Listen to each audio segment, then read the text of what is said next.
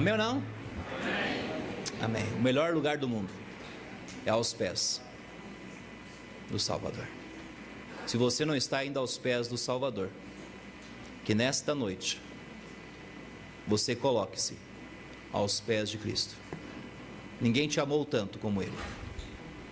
Pastor Fabiano vai vir, e nós temos um ditado aqui em Aparecida: pode pregar até meia-noite.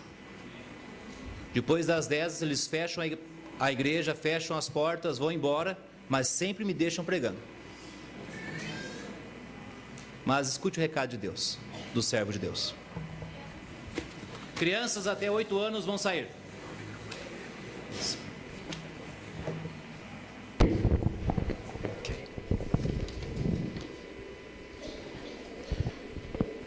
Como eu disse ontem, é um prazer estar aqui e agradecemos a confiança do pastor Everton e da igreja.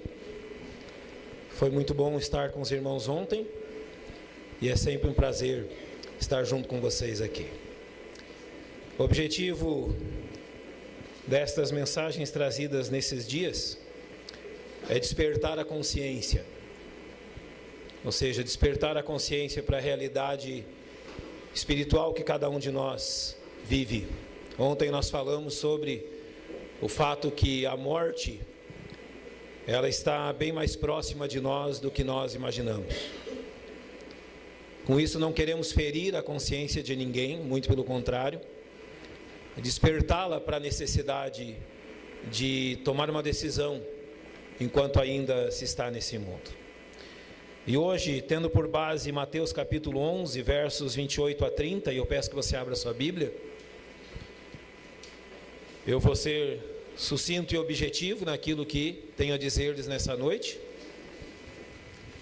Então, preste bem atenção, pode ser que quando você se atente, a mensagem já esteja no fim. Seremos objetivos e claros naquilo que desejamos dizer.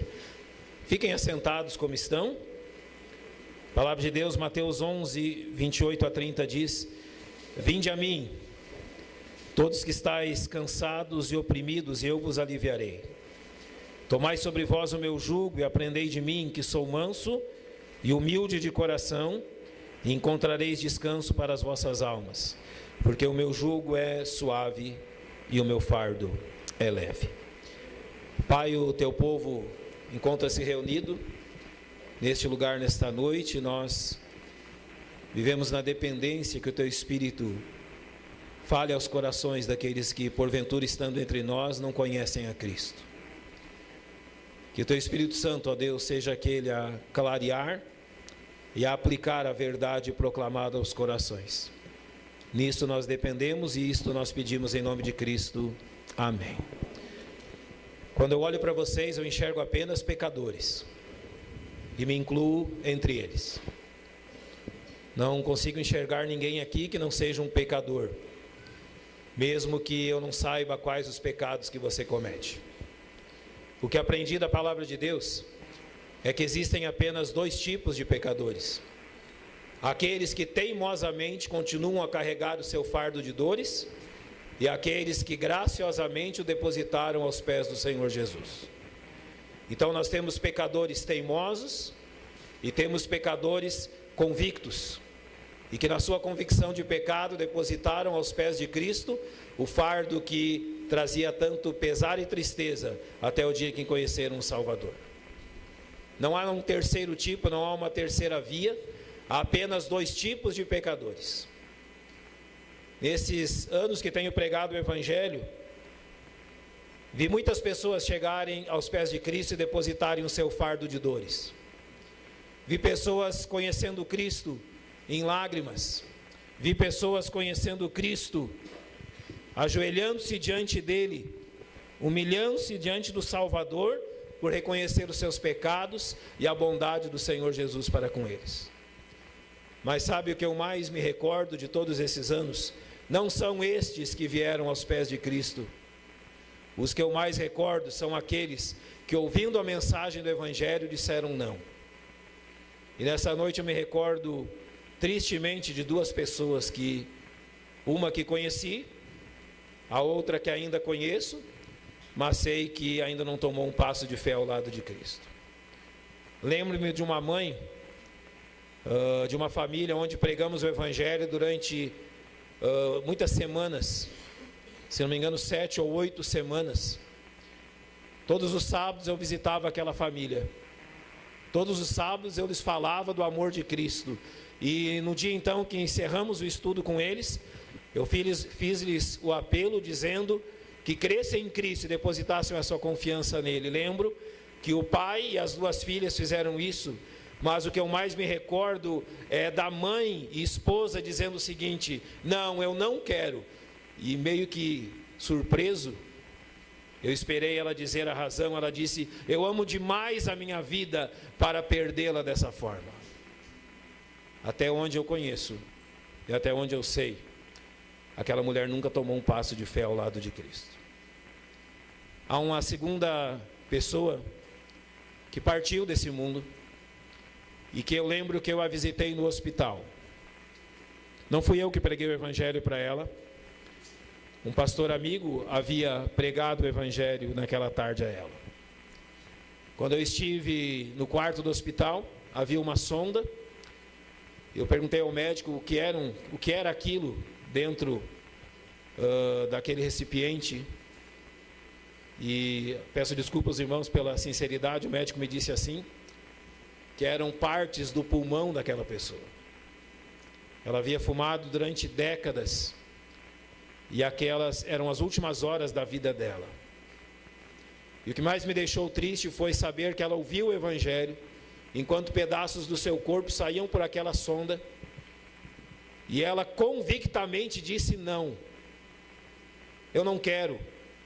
Eu vivi a minha vida inteira sem esse Jesus, e eu morrerei sem esse Jesus. E o motivo de tristeza, para mim, pessoalmente, é que aquele homem era meu avô. Infelizmente, partiu desse mundo sem Cristo, dizendo não. Usando dessa questão, durante muito tempo eu pensei, qual é a condição de uma pessoa que diz não a Cristo? Qual é a condição de uma pessoa que escolhe permanecer com o seu fardo de pecado, com as suas tristezas e com a sua dor? Qual é a condição de um homem que, tendo ouvido o evangelho, continua dizendo não à salvação? Qual é a condição de um homem que, ouvindo o chamado do céu, diz que não, que prefere a terra e o inferno ao chamado de um Deus amoroso? Você pode estar pensando assim: ninguém seria capaz de fazer isso. Eu contei a você apenas 2 exemplos. Eu podia contar dezenas.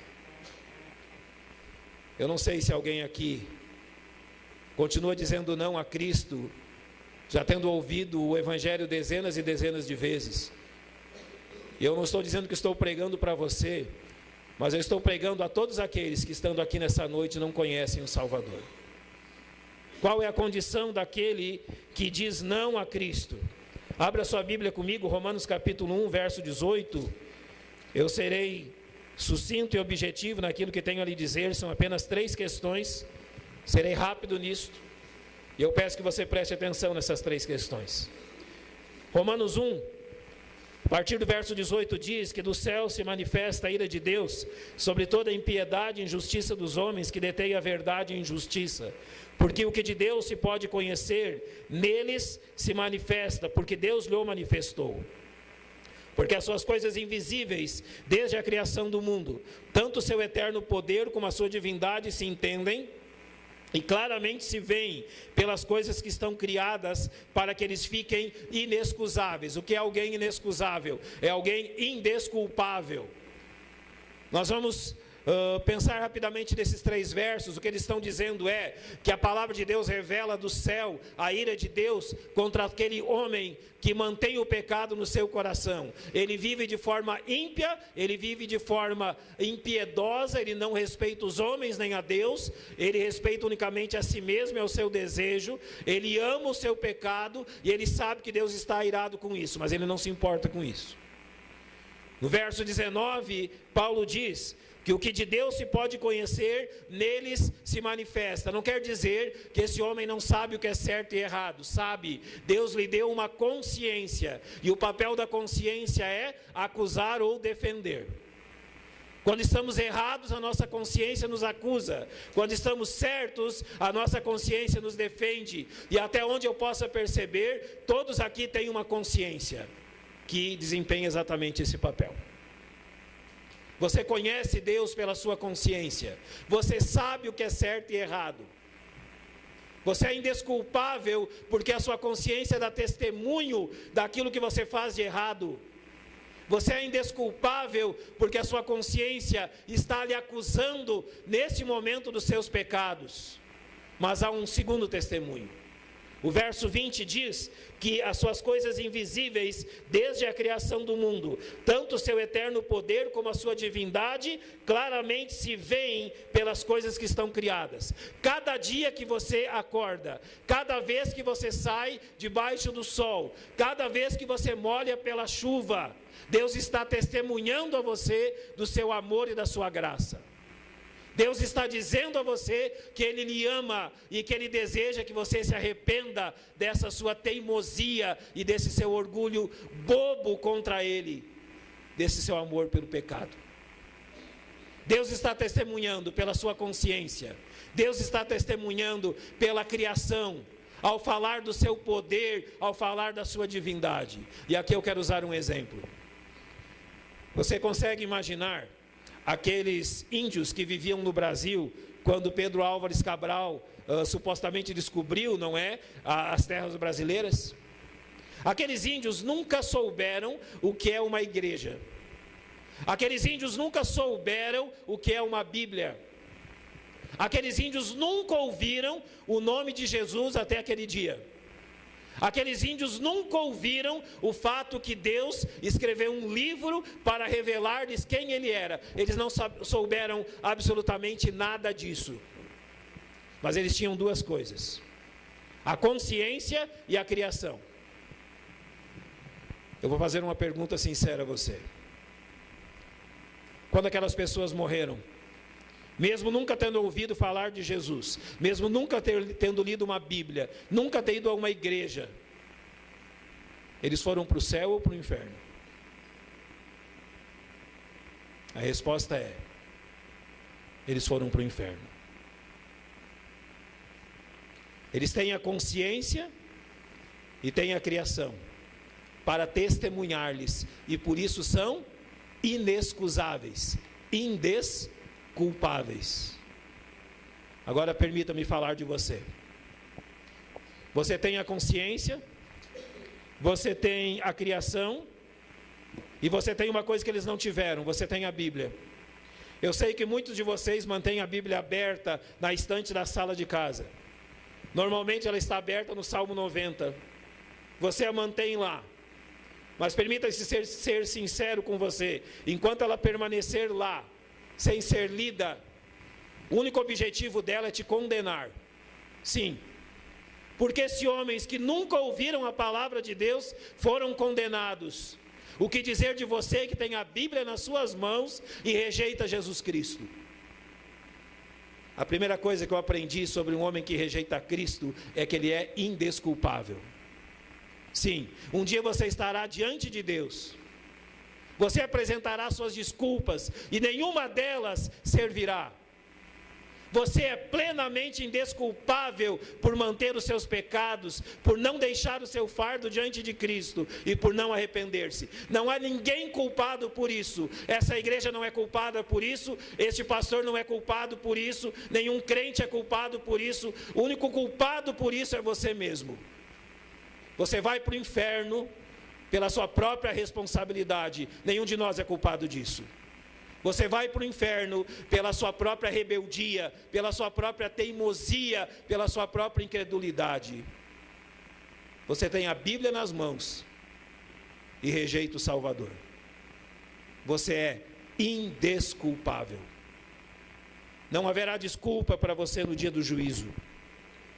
Romanos capítulo 2, verso 4 diz: ou desprezas tu as riquezas da sua benignidade, paciência e longanimidade, ignorando que a benignidade de Deus te leva ao arrependimento? Mas segundo a tua dureza e teu coração impenitente, entesouras ira para ti no dia da ira e da manifestação do juízo de Deus. Esse texto nos diz duas coisas, mais duas sobre aqueles que rejeitam Cristo. Desprezas tu as riquezas da sua benignidade. Você sabe por que essa igreja está aqui? Porque Deus é bondoso. Você sabe por que essa igreja tem cultos semanais? Porque Deus é bondoso. Você sabe por que é a razão que você está vivo e está aqui nessa noite? Porque Deus é bondoso. Não é porque você merece. Você não merecia que essa igreja estivesse aqui. Você não merece a bondade de Deus e nem eu. O que eu mereço e o que você merece é o inferno. Mas lembre que eu comecei dizendo que há dois tipos de pecadores aqui nessa noite: aqueles que já depositaram seu fardo aos pés de Cristo, e aqueles que continuam na sua teimosia, carregando aquilo que não podem suportar. O texto está dizendo que nós desprezamos as riquezas da sua benignidade, nós desprezamos a sua paciência. Quantas vezes você já ouviu a mensagem do Evangelho? 1, 2, 3, dezenas? Pois na paciência de Deus, em todas as vezes que você diz não à salvação em Cristo, Deus é tão paciente que Ele continua enviando pessoas a falar-lhe que Cristo morreu em seu lugar. Se Cristo tivesse a sua paciência, Ele já teria desistido de você. Mas graças a Deus que Ele é muito mais paciente do que nós. Deus é extremamente paciente. Desprezas a sua longanimidade. Eu não conheço a sua vida. Eu não sei em que pecados você está metido. Eu não sei quais são os pecados que você tem carregado. Mas a única coisa que eu sei é que Deus sabe. Você pode enganar esta igreja. Você pode enganar o pastor desta igreja. Você pode enganar outros crentes. Você pode enganar sua família. Você pode enganar o seu cônjuge, seus filhos, que talvez já creram em Cristo como seu Salvador. Mas, amigo, permita-lhe dizer uma coisa: a Deus ninguém engana. E sabe, mesmo Deus sabendo de todos os seus pecados, Ele ainda te trouxe aqui nesta noite.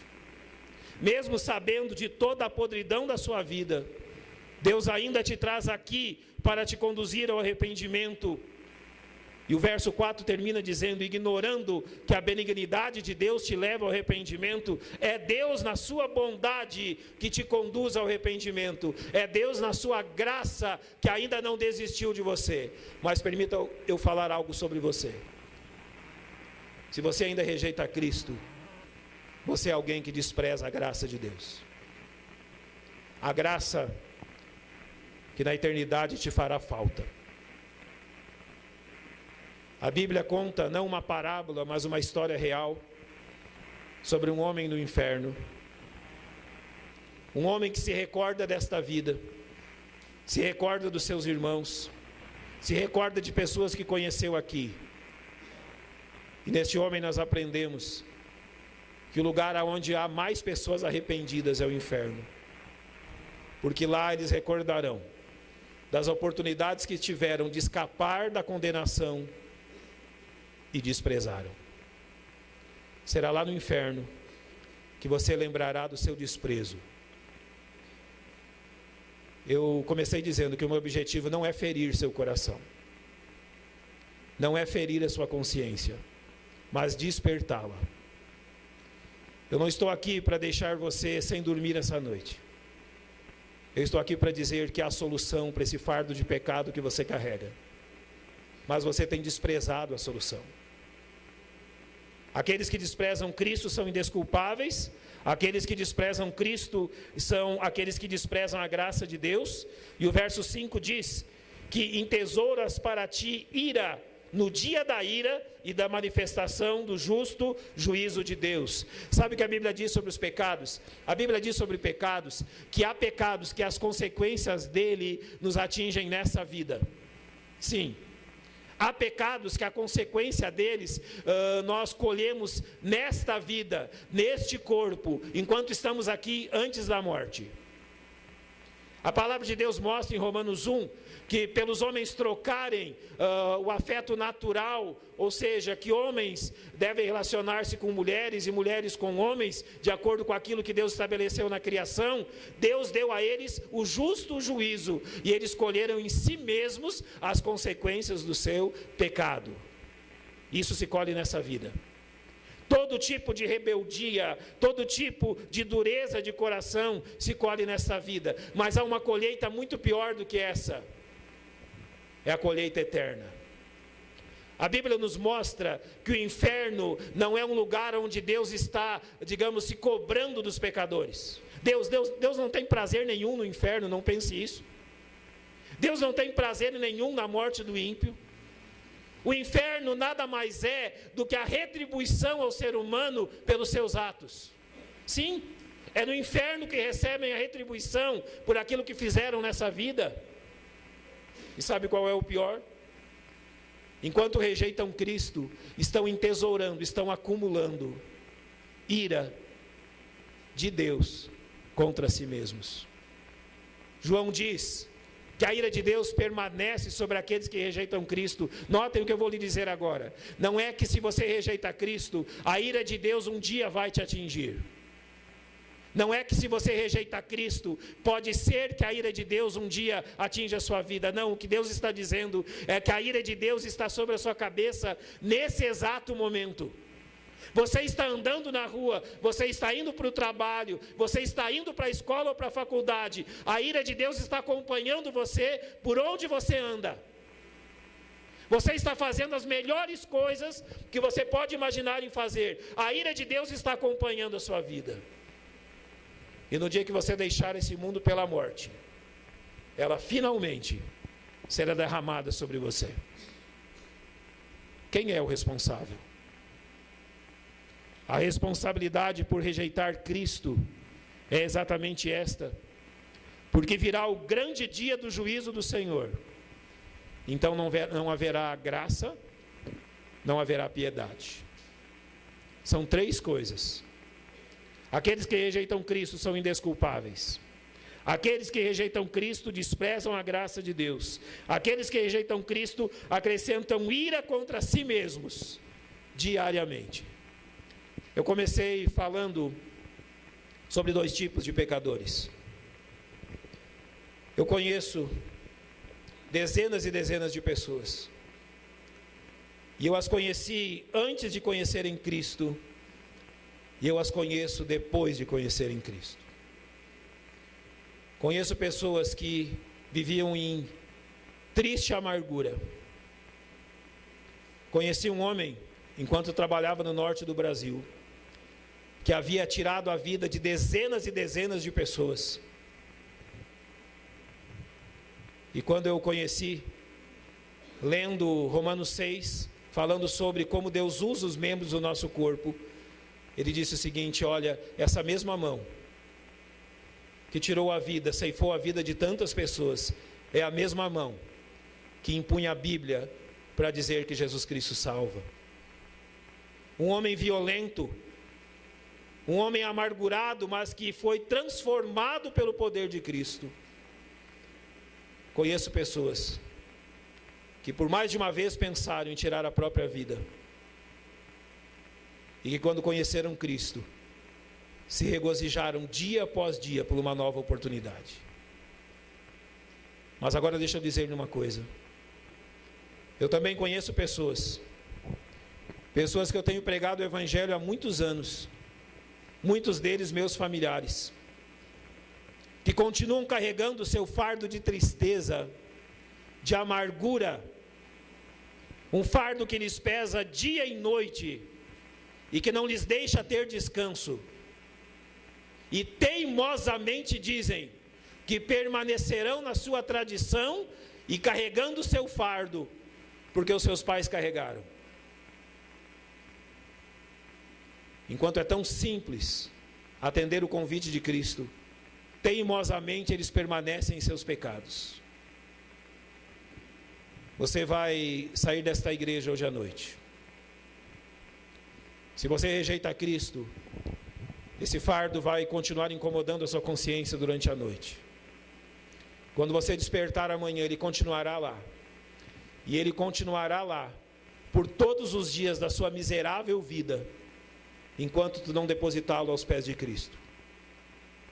Este fardo de tristeza e pecado continuará lá, pesando sobre os seus ombros, enquanto você não ouvir aquele chamado precioso e amoroso, que diz: vinde a mim, todos que estáis cansados e sobrecarregados, e eu vos aliviarei. Tomai sobre vós o meu jugo, e aprendei de mim, que sou manso e humilde de coração. Então há uma promessa aqui maravilhosa: e encontrareis descanso para a vossa alma. Não é isso que você veio buscar aqui nesta noite? Pois é isso que Jesus Cristo oferece. Vamos fechar os nossos olhos, o pastor Everton virá. Todos de olhos fechados. Nosso Deus e nosso Pai, entendemos que o convite do Salvador foi adequadamente entregue. E rogamos agora que o Teu Espírito Santo, que aplica a verdade aos corações, no seu imenso poder, quebrante a teimosia e a dureza do pecado, de corações de pedra que rejeitam o Salvador, mas que precisam reconhecer que o fardo deve ser abandonado enquanto há tempo. Abençoa, Pai, para que o Teu Espírito Santo trabalhe em cada coração.